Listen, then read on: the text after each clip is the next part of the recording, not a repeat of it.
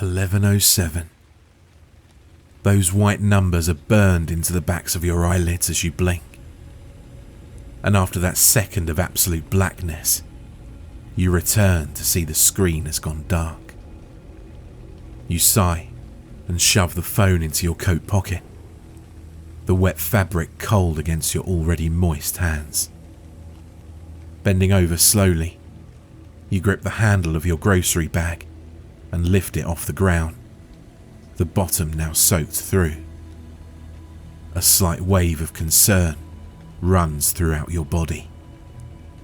You still have a 10-minute walk back to your dorm, and if that bag breaks, well, you curse yourself for not having gone out earlier. But then again, you'd only realised that you were pretty well out of food when you'd reached into the closet for a snack and found only a jar of peanut butter and some dirty dishes. You'd been putting it off all week, either too busy with classes, cramming for the upcoming midterms, or just said, "I'll do it later."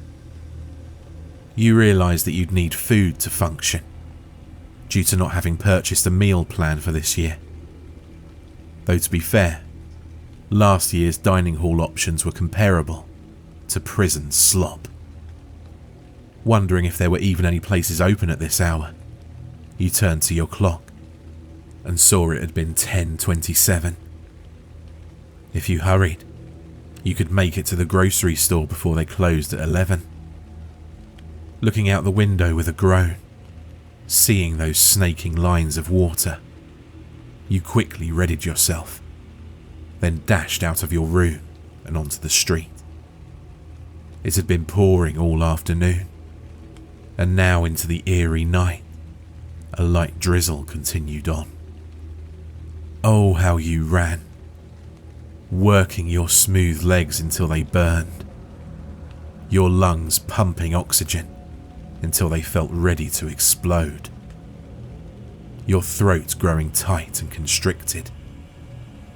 It hurt to suck air through your nose. And then you ran some more. The falling water pricked your cheeks, like icicles falling from a starless sky. Your thin spring jacket didn't do much in the realm of keeping you dry. The liquid just soaked right through, now clinging to your arms. But you kept running. The grocery store was still within walking distance, but not close either. And there was the time limit on top of that. The rubber squeaking of your sneakers echoed through the concrete and metal walls as you rushed around, while a zombie night shifter announced the store's closure in 10 minutes. You tried to recall what you came here for, but the panic began to build and overwhelmed your mind. To and fro, spinning on your heels, rushing and shoving items into your cart. You hurried to the cash register and made your purchases. You doubted that you had everything you were looking for, but at this point, you're too exhausted to care. But now, as you begin to re-enter the suburbs, the weight of the bags was beginning to take their toll. After just having done your intensive exercise for the week, it hurt to breathe, and your mouth was a desert that had forgotten the slick feel of saliva, now dry and harsh. Your tired eyelids begin to betray you too, and your head swirls like greasy dishwater down a kitchen sink. Just before you feel as though you're going to take a nap on the damp sidewalk, you feel it. Those goosebumps roaring their way up your back and around the back of your neck. You're being watched. You don't have any proof, and it's probably just your paranoia acting up. But you can't help it. There's a snapping of wood. Your head whips around to find nothing.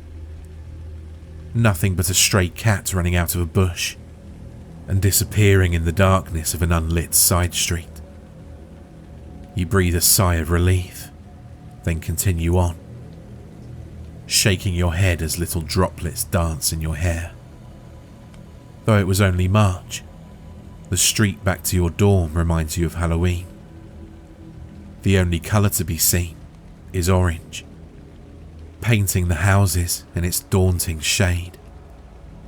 And anywhere the lamppost couldn't touch, the darkness painted it black. It didn't help that the houses weren't in the best of shape. Your university was the only thing dragging money and new people into the town.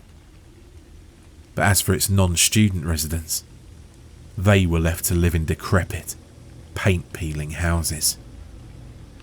The only comfort you can take is the light of the street lamps, giving you temporary sanctuaries from the eerie and unknown risks of the street. Maxwell University and the town of Maxwell were two different beasts.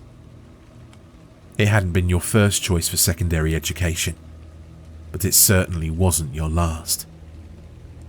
Plus, with the lower costs and bigger scholarships you'd been offered, there was no way you could refuse. So you said goodbye to Mum and Dad and flew out here to pursue a career of computer science at one of the top places in the country to do so.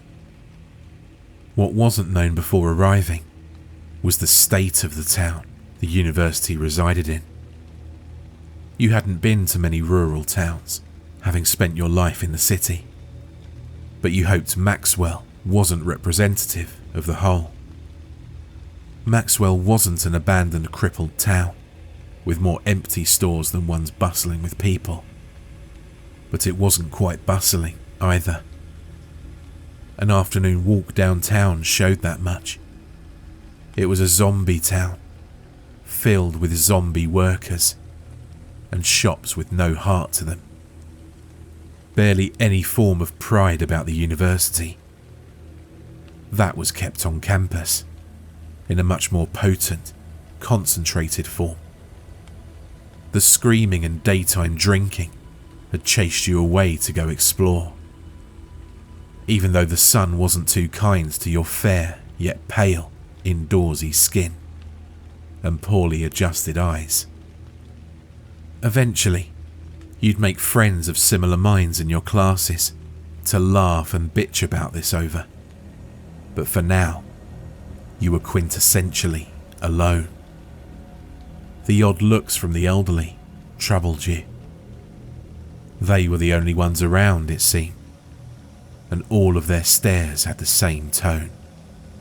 Judgment. They probably imagined you were down here to cause trouble, likely based on past generations of students. But you stayed silent and wandered on. You noticed a tall sign for a coffee place and decided to get a drink, when a strange sensation rattled down your spine. Your shoulder blades press together uncomfortably, and you feel air against the back of your neck. Turning around, you're met with the face of another older fellow, with an unkempt beard and dirty jacket, standing almost on top of your own shoes. You stumbled back and turn away again, trying to get the image of his silent, moving mouth and missing teeth out of your head as you pick up the pace. You don't want to be involved with this strange man, even if he needed something, and you decide not to return downtown for a while. The last thing you want is to become a regular face to him. That's why your heart begins to race as you see a figure standing solemnly underneath the streetlight on the other side of the road. You couldn't be sure it was him, but the puffy jacket matched. You don't think much of it until a certain question comes to mind. Where did he come from? He wasn't there just a minute ago. Did he just leave his house or apartment, if he actually had one? No, he couldn't have. You'd have heard the doors or the sounds from inside. Did you just not notice him perhaps. It's hard to see when everything is bathed in orange and shadows, with a light rain reducing your visibility even further. Was he waiting for you? Now your throat closes once again, and dread begins to climb onto your back, weighing down your mind. Had he been lurking behind some tree, a hedge, a house, waiting until you returned? Perhaps he saw you running to the store and knew that he'd have a good chance at getting you on your way back.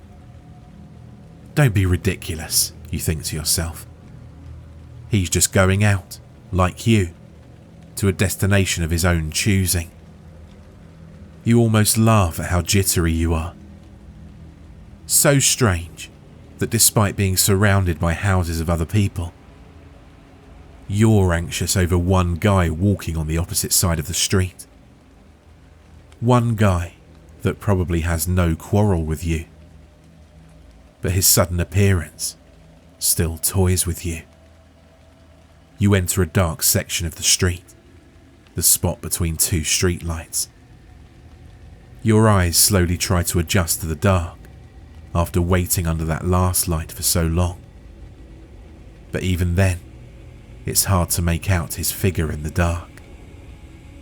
For a second, he seems to disappear completely, and you squint your eyes, wondering where he is. Entering under another light, you can get a better look at him, and now he acknowledges you. You can make out a beard, and you watch as some glinting object is quickly concealed in his pocket. You swallow nervously, then turn away and try to pick up the stride some more, leaving him gawking under that orange glow. That's all you need now. It's time to get home. Your heart continues to do the Indy 500, accelerating harder than any of its winners. You want to look again, to check and see if he's still there, still watching you. But you're scared of what he might do should you do so. The rain begins to fall harder, and you can no longer make out the sounds of his footsteps against the pavement. The pace of your breathing quickens. The air feels sharp, cutting the inside of your nostrils with every intake. You can't take it anymore. He could be right on top of you, and you'll be dead if you don't know to run. Your head whips around to see him there, under a different streetlight, trying to catch up to your pace. Panic takes your mind, while dread continues to cling on. You walk faster still, trying not to cry out. Don't look again. Don't look again, you tell yourself. Just keep going. Just then, in the distance, but approaching, a low, hefty grumble. A car. Someone is passing by soon. That'll keep him away from you. He can't do anything if there are other people near. And plus, you're almost back on campus. Surely you can find a security patrol and ask them to escort you back to your dorm. The two white beams cut their way through the rain and orange glow of the lamps, growing larger and brighter as the car comes closer. You look back quickly once more, just to see his reaction. The man is looking back at you, his pace slowed. You feel your heart lift as the car passes, realizing you're about to escape. Water sprays from the wheels and nearly touches you, and you hear the sound of rubber rolling away quickly on wet asphalt. Relief slowly returning to your body, you turn to check on the man and find he isn't there. The clapping of shoes rushes up to meet you from behind. and you turn around completely to find him striding behind you. The noise of the car had blocked out his feet, and now he'd closed the gap. Trepidation overwhelms your senses. You turn back around and walk faster, holding back fearful tears. The rain wetting your face takes their place. You swallow your heart over and over again, trying to get out of there. And that's when you hear it. The running. His footsteps speeding up behind you to get you. You lift your feet and start to sprint as the Parker man runs past you and up the wet, grassy hill of your campus. You watch in shock as he slips, shouts obscenities at the mud, then gets up and hurries into a nearby building after exposing his university key to the scanner. For a moment, you catch his face, far younger than the man from downtown. You stand there in the rain, dumbstruck yet elated about the situation. You drop your bag to the ground and laugh hysterically about getting so paranoid. He was just rushing to get out of the rain. Too bad you never noticed me. Then again, you never did, nor any other time. Taking that break to laugh gave me a chance to move in. Unable to hear me approach over your own idiocy. To knock you out and drag your rain-covered body to my car. I was already quite anxious. That cat had nearly given away my position in that bush. But I was successful and managed to bring you here. What was that? Why? I thought I said. You never paid me any mind. I tried everything I could to make you care, and you just used me. Used me to get all your little papers done and ace the class. While I, the local boy who worked his arse off to escape a life of shoveling pig crap and grass, got to fail. All for you. And you never even thanked me for it. One night was all I asked. Couldn't you have just given me that chance? Was it so difficult for you to just give me a shot? Maybe so. Maybe I should have known from how you treated me. Maybe I should have just respected my precious angel's request and left you alone. Maybe I should have let you go. Maybe I still should. No. What are you thinking, Hamish? Going through all this only to let your darling go? No. Never mind that. It's so weird, you know. To love someone so much, and yet to completely despise their existence at the same time. So, this is going to be my last gift to you. A lesson. Just a small one. An easy one. I'm sure you won't need any tutoring or cheating to understand. It's a lesson on why you should watch your back at night. Let us begin. For more terrifying creepypasta horror stories, check out the playlist or the video on screen.